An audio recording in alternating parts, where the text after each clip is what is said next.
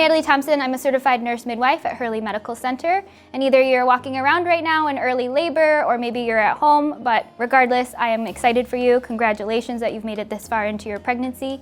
You might be feeling a wider range of emotions in terms of excited, nervous, anxious, but I feel like a lot of new moms who are doing this for the first time are certainly a little bit nervous, and that's very normal.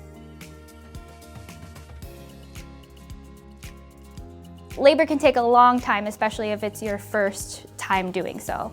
So you might feel some contractions and think, oh, this is so exciting, and it is, but chances are you probably have some time, so you don't need to run out the door, pack your bags, and alert the media in terms of your family. So active labor by definition is contractions every 2 to 3 minutes. So that's when we know that things are really ramping up. But before that, you might have contractions every 20 minutes, every 15 minutes. So when those begin, we want you to start timing them. Ideally, the point of reference that we like to give you is that we like to hear from you when your contractions get to every 5 minutes, lasting for 1 minute times 2 hours. So you can call it the 5-1-2, okay? Every 5 minutes, lasting for 1 minute times 2 hours. However, you're gonna know your body best. So if you feel like these are increasing in intensity or you feel like you need a little bit of help, please call us. We are always available for you to help you make that decision.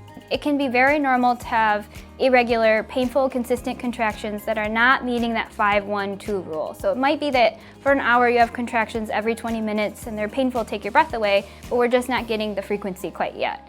That can go on for even a couple of days before your body truly goes into active labor.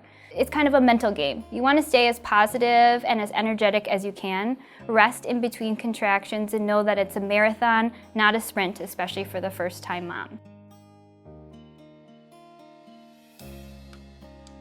Some people have a lot of their labor in their back. If that is the case, probably position changes will be the best help for you. So getting off of your back and trying to rotate the baby. Sometimes when you have persistent back pain, it can be based on where the baby's position is. So you might hear the term sunny side up.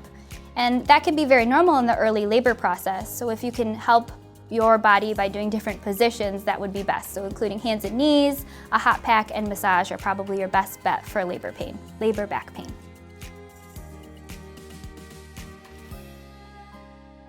This might start very early into your pregnancy. You might be somebody who's kind of always had uncomfortable contractions. So contractions are greater than a menstrual period cramp. Usually when it's more active labor and dilating your cervix, they're usually painful, take your breath away, and you can't ignore them. So it might be possible that you have something called Braxton Hicks contractions. Please don't think of these as your fake contractions. They are uterine irritability that maybe you'll have for a few weeks. But regardless, if you're feeling that you're having some tightness to your belly, which I have a little demonstration I'll show you in a little bit, those are very normal in pregnancy. However, they are not normal if you are less than 37 weeks. So if you are what we call preterm, which is less than 37 weeks, we do want you to call your provider if you're having regular, consistent cramping contractions. So active labor is 2 parts. It's regular rhythmic contractions. You could do the 5-1-2.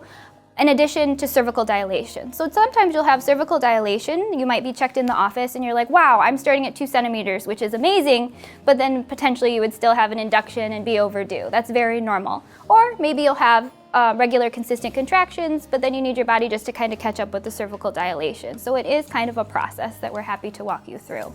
So next I'm going to show you kind of my own little uterus that I brought for you. It is a balloon with a ping pong ball, so you can see here that there is basically the ping pong ball, spoiler alert, is your baby, okay? So if you can picture this is your beautiful uterus. So what you can see here first is that your cervix has some length to it. So if you're a visual person, you kind of need to think outside of the box for me.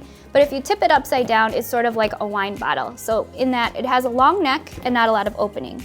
When we get to pushing, we basically want this to be at a mason jar, meaning that there's not a lot of length to it and there's more dilation to it, which is the opening of your cervix.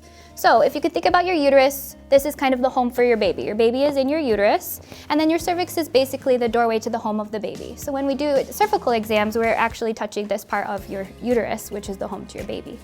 So when we were talking about Braxton Hicks contractions, those contractions kind of come here from the middle and they wrap around. So that's why you feel that tightening. But you can see here, it's not really doing all that much to your cervix, though it might be irritating it and softening it before we get to active labor. Labor contractions kind of squeeze from the top, and you can kind of see here, and it might take me a few pushes here and a few contractions. So once we have regular rhythmic contractions, and you can see that they're kind of having some length to them in terms of longer than a minute, which contractions might be a minute upwards to 2 minutes would still be within normal. So as we move along, we can kind of see here that your cervix is starting to thin. So that is what we call effacement. To push and have a baby, we need this to be paper thin, meaning that it would be 100% effaced. In the beginning of your labor, you might be called thick, long, high. That is very normal start for starting your cervical exam. So we're just gonna keep our regular rhythmic contractions. Now, at this point, you're probably getting a little bit tired because maybe you've been at this for a few hours. Maybe you've woken up in the middle of the night and you've been up all day at home. So what do you do if you are maybe a little bit dilated, a little bit effaced, but you're still at home, you feel like you are able to manage and cope with your contractions? Let's pause on our labor course and talk about that. As long as you feel safe to be at home, you can stay at home as long as possible, basically, especially if it's your first time having a baby. The things that you can do at home is, number one, a great resource for you that you can look at that has plenty of videos is called Spinning Babies. So this is going to be a variety of exercises, including side lying release, forward pose, that you and both of your support person or partner can help do at home. And this is going to help kind of rotate your baby down. So when you're having those contractions that are kind of squeezing from the top, you also want to think about where the relation is of the baby in your pelvis and make sure that the baby is fully engaged in your pelvis. And a way that you can do that is through different positions, including hands and knees. You want to think about your pelvis being sort of like a bowl, and as the baby's head comes down, you want to rotate. The baby might have to kind of make some turns and twists to make sure the baby is coming down. So that's a great resource that gives you wonderful videos in addition to this video.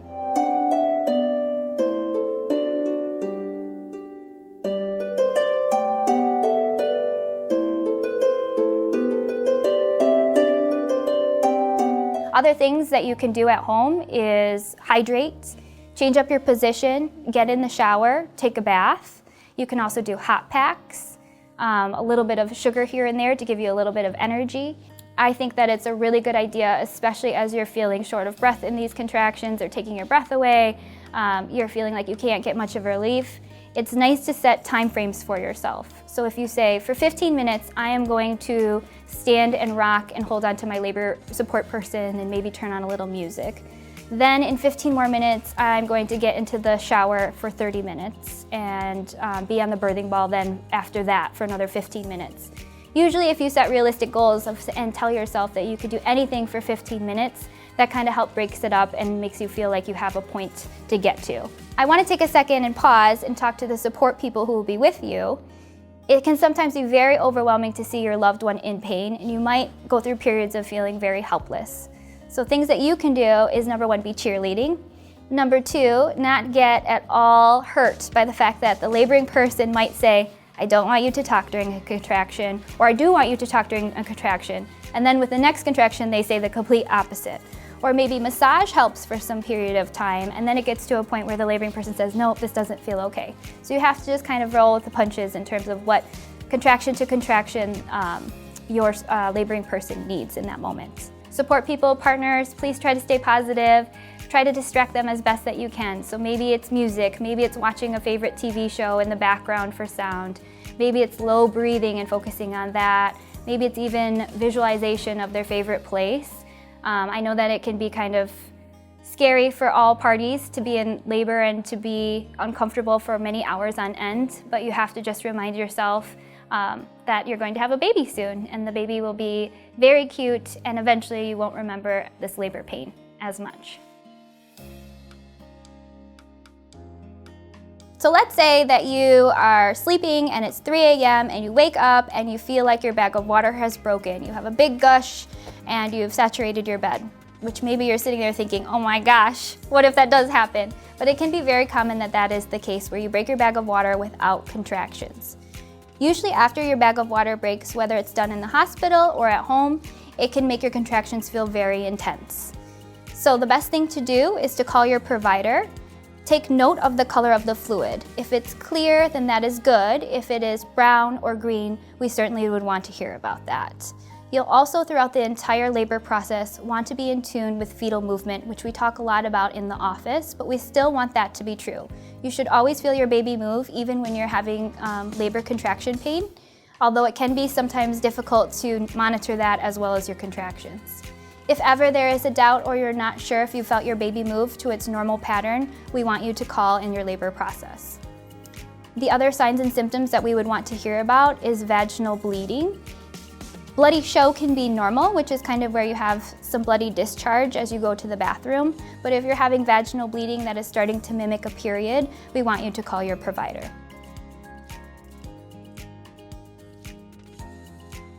In terms of triage, once you get to triage, if you're one of our patients who are walking around right now, you've maybe already experienced this, but the way that it works is you will go through the emergency room, they will take you to OB triage, you'll meet one of our team members who will evaluate your labor process at that time. If you think you've broken your bag of water, then we will do a speculum exam and test the fluid to make sure that it's your bag of water versus other bodily fluids that are very normal at this point in your pregnancy. Additionally, if you feel like you're having regular contractions, we might do one of those cervical exams that we talked about to kind of see where your dilation is. It's possible that we might have you walk around at the hospital for some time. We might recommend that you go home for a period of time, or it might be time to be admitted and have a baby. All right, let's go back to our balloon that is laboring. So at this point, maybe now we're at the hospital, and we're still having these regular rhythmic contractions. And maybe they're getting every 2 to 3 minutes. Active labor by definition is 6 centimeters. However, labor can be different for every person, the way that is perceived, the way that it's felt, and also how long it can take. Now, if you're a second-time mom or a third-time mom or more, forget everything I just said. If you are having regular rhythmic contractions and you feel like you are laboring and you need some help, it is good to call your provider sooner rather than later, maybe even sooner than you get to the 5-1-2 rule.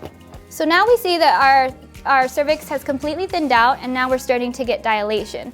In addition, if you can kind of picture your pelvis here too, you notice that you can see the baby, our ping pong ball, a little bit lower in your pelvis.